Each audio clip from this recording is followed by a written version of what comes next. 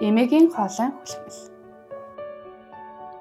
Эмээгийн хоолой хүлхмэл буюу Golden Thread Candy 30-аад жилийн түүхтэй 60 гаруй орнд худалдаалагддаг ургамлын найрлагатай хоолой хүлхмэл байгаа. За эмээгийн хоолой хүлхмэлийг зөвхөн хоолой өвдөлт төдийгүй ханаад хүрсэн үед бас мөн хүлхэх зориулалттай. За эмээгийн хоолой хүлхмэл маань вирусын гаралтай ханиаданд хэрэглэн. За найрлагандаа honeysuckle, Chinese olive, tangerine гэсэн 3 төрлийн ургамлын найрлагатай. Гол найрлага нь honeysuckle буюу ургамал маань өөрөө үргэлжлэлийг дарж дархлааг дэмждэг үйлчилгээтэй байгаа. Тэгэхээр зөвхөн үүнийг хоолой өвдсөн үед буюу ханаад хүрсэн үед тэрнээс гадна улаан хоолойн сөөргөөг эмчлэх зорилттайгаар бас мөн хэрэглэдэг байгаа. За тэгээд зөвхөн хоолой өвдөж эхэлж байгаа үед 2 цагийн зайтай нишрэхэд үр дүн байна гэсэн үзүүлнэ.